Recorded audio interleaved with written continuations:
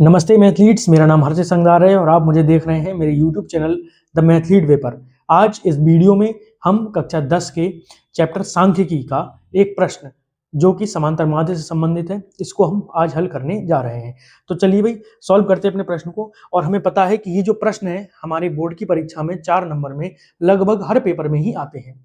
चलिए भाई सॉल्व कर रहे हैं हम इस प्रश्न को। इस प्रश्न में हमें दे रखा है कि निम्नलिखित वार्ता बंटन से समांतर माध्य ज्ञात कीजिए और ये हमको सभी चीजें दे रखी हैं। मैंने यहाँ पर प्रश्न में हमें ये इतनी टेबल ये दोनों दे रखी थी, मैंने इस टेबल को बनाया है जिससे कि हम इसको सॉल्व कर पाए। तो समय बचाने के लिए टेबल पहले से बना रखी है।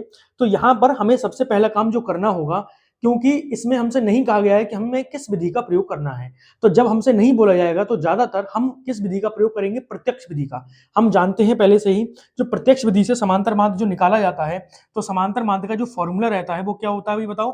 समांतर माध्य, इसका फॉर्मूला क्या होता है? इसका फॉर्मूला होता है समेसन एफ आई एक्स आई बटे में समेसन एफ आई। समेसन यानी कि सिग्मा।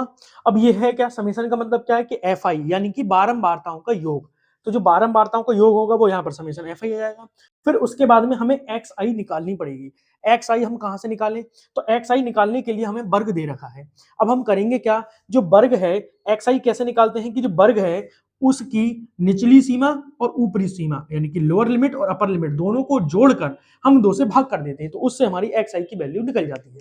तो जरा बताओ, 0 में 40 जोड़ जाएंगे 40 हो जाएंगे, और 40 को अगर हम 2 से भाग करेंगे तो क्या हो जाएगा बेटा 20। तो यहाँ पर एक्स आई की वैल्यू क्या आ जाएगी इसकी 20। फिर जरा देखो 40 और 80 कितने हो गए 120, और 120 को अगर हम 2 से भाग करेंगे तो कितने हो जाएंगे 60। लेकिन हमें ये बार बार काम नहीं करना है। हम करेंगे क्या, हम ये करेंगे कि यहाँ पर जो 0 से 40 हमें दे रखा है, यानी कि इन दोनों के बीच में डिफरेंस कितने का है 40 का है। यहाँ पर भी डिफरेंस कितने का चल रहा है 40 का। तो एक्स आई में भी डिफरेंस कितने का आएगा 40 का। यानी कि अगर पहली 20 है तो दूसरी 60 होगी। 20 और 40 60, अगली कितनी हो जाएगी 100, उससे अगली कितनी हो जाएगी 140, उससे अगली कितनी हो जाएगी 180, फिर कितनी हो जाएगी 220। लेकिन फिर तो है ही नहीं, केवल 180 तक ही यहाँ पर हमारा काम समाप्त हो गया। अगला काम क्या है कि हमें एफ आई की गुणा करनी है किसमें, एक्स आई में। तो हम यहाँ पर गुणा कर देंगे 22 दूनी 44, तो ये हो जाएगा भाई 440। 35 की गुणा कर दो 60 में, तो देखो 0 तो पहले से ही आ ही जाएंगे, और यहाँ पर 6 की गुणा करेंगे 6 पंजे 30 के 0 हासिल 3, और 6 तियां 18, 18 और 3 21। ठीक है भाई, यहाँ पर अगर हम गुणा करेंगे तो हमें साफ साफ दिख रहा है कि 44 और पीछे डबल जीरो, यानी कि ये 44 और पीछे डबल जीरो। यहाँ पर बताओ भाई, तो हम यहाँ पर गुणा कर रहे हैं, 0 तो पहले से आएगा ही आएगा पीछे। फिर बताओ 14 ही गुणा करेंगे, 14 पंजे 70, 70 के कितने 0 हासिल कितने हो गए भाई 7, और 14 दूनी 28, 28 और 7 कितने हो गए भाई 35। तो ये हो जाएंगे 3500। यहाँ नीचे इनकी गुणा कर दे रहे हैं, तो जब गुणा करेंगे तो लास्ट में 0 तो आएगा ही आएगा। फिर देखो 18, 18 गुणा करेंगे 18 चौक 72 के 2 हासिल 7, 18 दूनी 36, 36 और 7 कितने हो गए 43, है ना।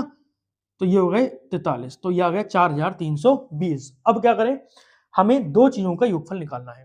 क्या, सबसे पहला योगफल है वो समेशन एफ आई, यानी कि जितनी भी बारंबारता दे रखी है उन सबका हम क्या यहाँ पर क्या निकालेंगे योगफल। तो जोड़ दो भाई सबको। तो देखो 2 और 5 7 और 4 11 और 5 16 और 4 20, 20 के 0 हासिल कितने भाई 2, 2 और 2 4 और 3 7 और 4 11 और 2 13 और 2 15। तो ये आ गए कितने 150। इसी प्रकार से अब हम यहाँ पर समेशन एफ आई एक्स आई लिखा है, यानी कि इनकी भी बारंबारताओं का योग हम यहाँ पर निकालेंगे। तो भाई निकालते हैं, 0 0 0 0 0, तो ये तो लास्ट में क्या आएगा भाई यहाँ पर 0 आ जाएगा। फिर देखो 4 4 और 2 6, यहाँ पर कितने आ गए ये 6 आ गए। यहाँ पर 4 और 1 5 और 4 9 और 5 14 और 3 17 के 7 हासिल कितने आ गए बेटा 1, 1 और 2 3 और 4 7 और 3 10 और 4 14। तो ये आ गया 14,760। तो दोनों मान यहाँ पर आ चुके हैं, मैं ऊपर लिख देता हूँ। समेसन एफ आई का जो मान आया है वो आया है 150, तथा समेसन एफ आई एक्स आई का जो मान आया है वो आया है 14,760, 14,760। तो सभी मान हम यहाँ पर निकाल लगा देते हैं। तो यहाँ पर समांतर मान जिसको हम x के ऊपर बार से दर्शाते हैं, ऊपर इसकी वैल्यू लगाएंगे तो ये आएंगे 14,760 बटे में जो नीचे आएगा वो आएगा 150। ठीक है, 0 से क्या कट गया? 0 कट गया।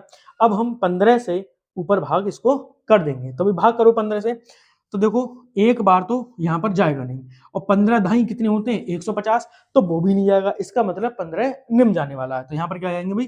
15 निम। तो बताओ 15 निम होते कितने हैं? तो 15 निम होते हैं 135। अब 135 तो हो गए, 147 में से 135 गए तो कितने बचे? 12। यहाँ पर कितने हो गए? 126। अब जरा बताओ 126 हो गए, 15 अट्ठे कितने होते हैं? 120। कितने बच गए भाई? 6 बच गए।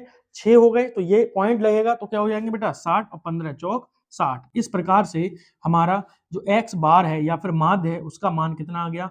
98.4। तो इस प्रकार से इतने सरल तरीके से हम इस प्रश्न को हल करके हम 4 नंबर प्राप्त कर सकते हैं। और यह प्रश्न पेपर में आना जरूर है, चाहे ये सेम डिजिट के साथ आए या फिर किसी अन्य डिजिट के साथ आए। तो चलिए भाई, ये अगर आपको क्वेश्चन समझ में आ गया है तो इसी प्रकार की अन्य वीडियोस देखने के लिए आप मेरे चैनल द मैथलीट वे को सब्सक्राइब कर सकते हैं।